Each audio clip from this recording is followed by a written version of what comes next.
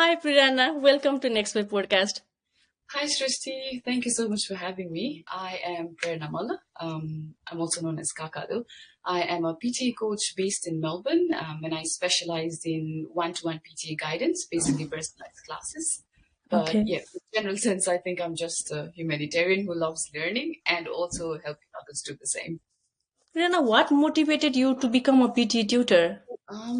I think it's my love for learning in a way. I've always had a huge interest in learning since I was really small. I loved going to school, and I was working in education and migration agency then, Okay. and I had to take my own PT test for my own visa application, and I got the 90 each, the perfect score on my, Wow. and I was asked by my office that maybe if you'd be interested in teaching. And since I always had interest in teaching and coaching, I was like, okay, I'll just give it a go. And that is where it started from. What sort of trainings you did before you started doing as a PT tutor? To be honest, I have not done any sort of training. Like I mentioned, it is my own experience of learning and the way I learn that I put into use when I teach. So instead of having any other type of training, it is more my interest in understanding human minds. I've always been interested in psychology. And depending on how I prepared for it and my understanding of the test, that is where I started from.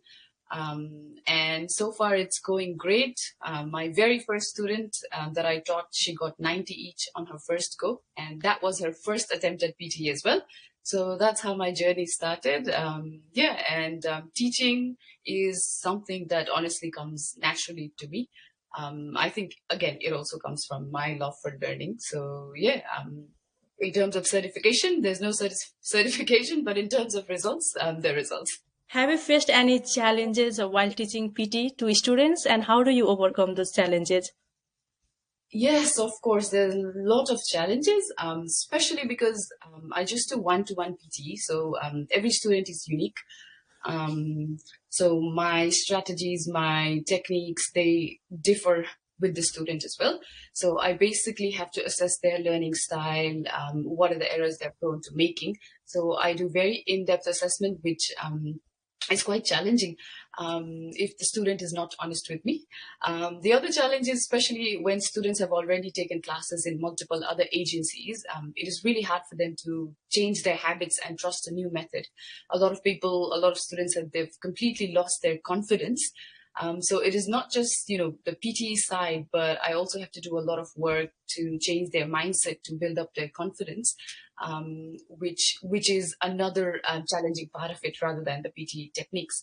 And another thing is a lot of people can also have learning challenges. Like I have taught dyslexic students as well, students who cannot spell properly.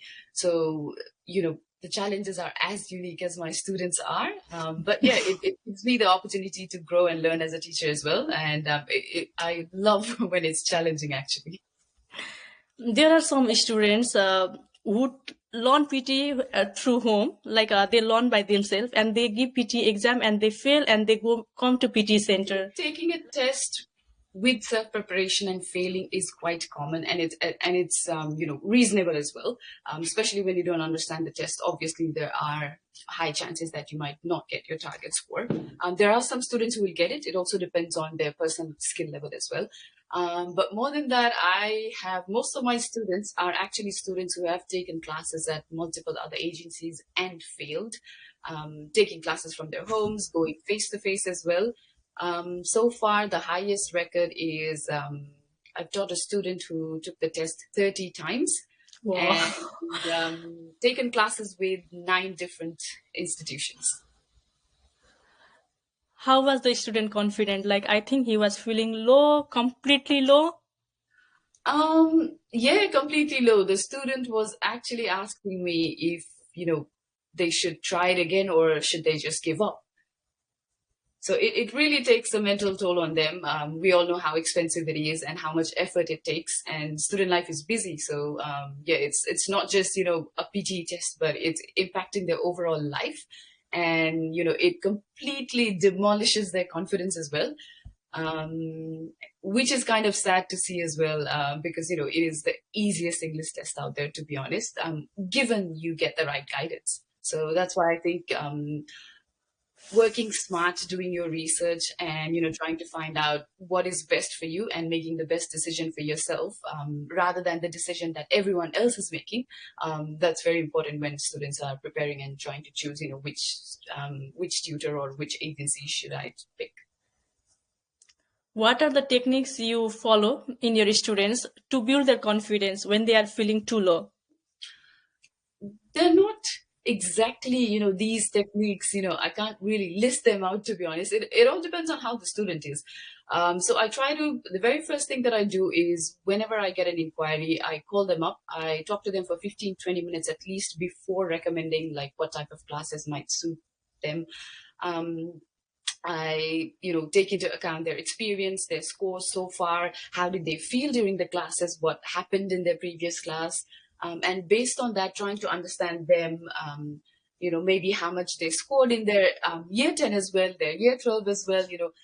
Asking all of those questions, I try to understand their background really well, and that gives me a better assessment of also telling them, like, how many classes they might need, or what type of classes they might need. So depending on their profile, I'll recommend, like, okay, maybe you just need one off session, maybe you just need 4 session. And then during the first call as well, I tell them, like, obviously score completely depends on your approach as well. So if they've been trying something that does not make sense, or an approach that is not suitable for them as well, so a strategy can work for someone else, but we're very different as human beings, so the same strategy might not be working for you. So it's not always your fault, and it's not always your weakness, but it could be the tool that you're using, the technique that you're using is not matching with your learning style.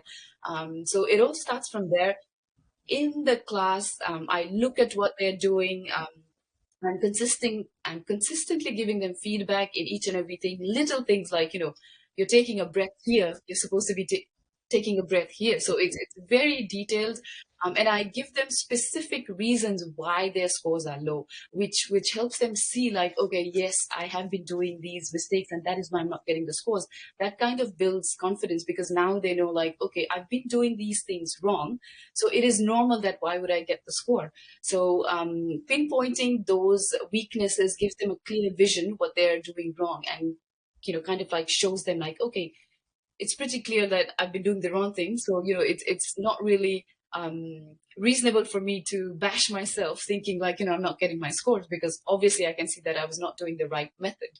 And I'm consistently giving them feedback.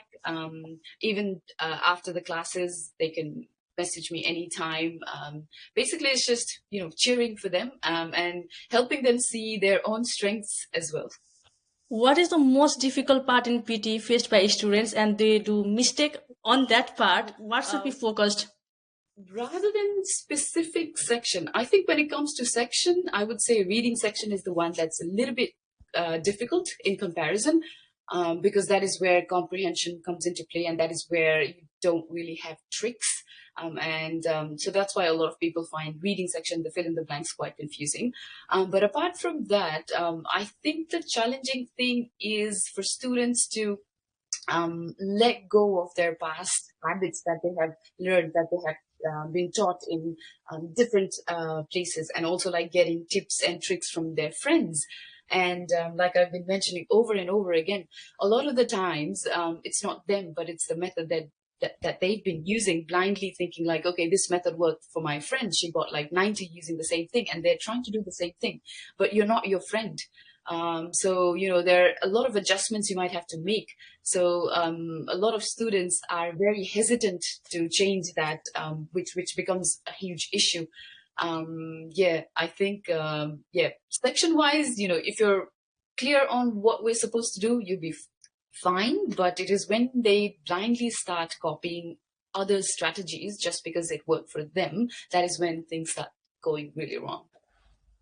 Yeah, people have different mindset, and in speaking part, their language tone is different, and some speak fast, some speak slow. Like, what's PT? Like, how can people understand the PT?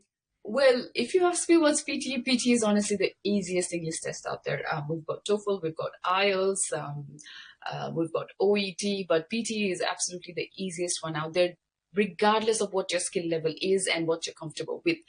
Um, and when it comes to tone, I think so far I've seen like my students from different nationalities with different accents. I've taught more than 15 nationalities by now, from South Africa, Nepalese, Philippines, Vietnam. But PTA actually understands majority of those accents as long as your pronunciation is clear. The pronunciation does not have to be very close to native English.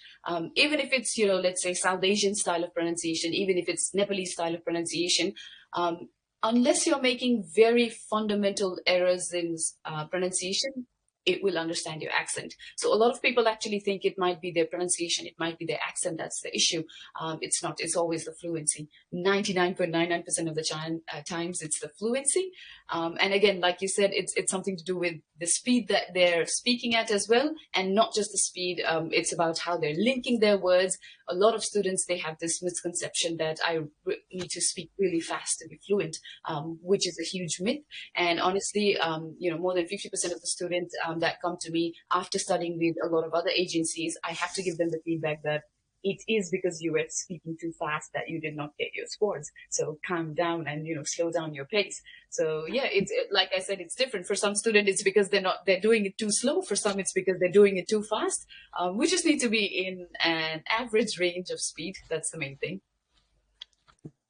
Prerana, how long have you been teaching PT and how many students have you successfully helped till now? I've been doing this for almost 3 years now, and I've helped more than hundreds so far. And I'm not sure about the exact statistics when it comes to like how many exactly. But if you ask about my student satisfaction rate, that is 100 out of 100, 100% Wow, satisfaction rate. that's great. That's great. How can people connect with you and how can people know about the courses you offer? So connecting with me is quite easy. I'm pretty much everywhere. On Facebook, Instagram, you can find me on TikTok as well. Um, if you just send a message to my Facebook page, which is PT with Kaka, or even on Instagram, if you go to my page, I have the Google form link in my bio. And you just need to fill out that form that will ask you a couple of details about your experience so far, what your target is, and such. And after I get those details, I assess them, and then within a few days, I'll give you a call back and have a chat with you again for 15-20 minutes to get a better understanding. And it is after that that I actually recommend like what are the types of classes that might be suitable for you. And classes are very personalized, so I don't have a standard, set or standard method of teaching. For some students, they just need one-off session, like 2 hours, one-off, that's enough. For some students, they need like 4 sessions. For, some students, they might need, let's say, they might need 6 or 7 sessions. So yeah, it is only clear after I speak to them. And my classes are customized. So, whatever you need, depending on it, I will design a class and deliver. Any advice do you want to give to those students who are struggling to get a PT score? Yes. First of all, do your own research. There's a lot of free materials, free resources available. There are many very kind teachers who share a lot of tips, a lot of strategies online. So do your own research, look at multiple things and try to use your own logic and common sense to see why this thing would work and why, that thing would not work. Um, Another thing is, like I mentioned before, do not blindly copy someone else's strategy just because it worked for someone else. Um, and remember that templates are just guidelines. Believe in yourself, because sometimes it's not you, it's the methods that you've been trying. I see a lot of students lose confidence just because of wrong guidance. But yeah, PT is the easiest test if you get the right guidance. But it's just that you need to be smart and make the best choice for yourself. It is not just about working hard, but it's more about working smart. And a lot of people actually ask me, how much should I practice every day? I always say this, it's not about how much you practice, it's more about how well you practice. Because if you're going to, continue doing the wrong things, even if you're practicing 4 hours a day, can you really expect improvement?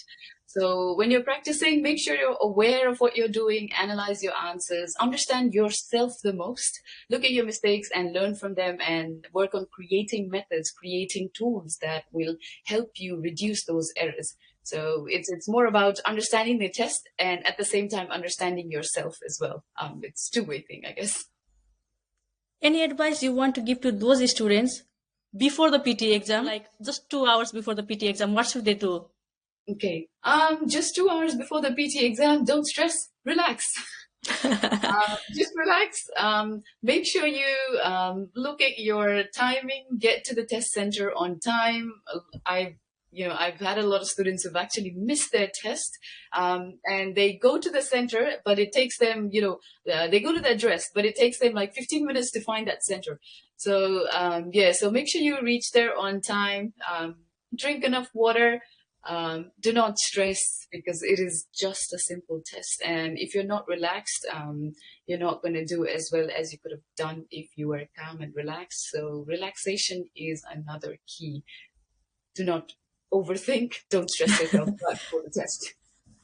While I personally gave PT, like I gave PT 5 times and I got 8 at 5 times.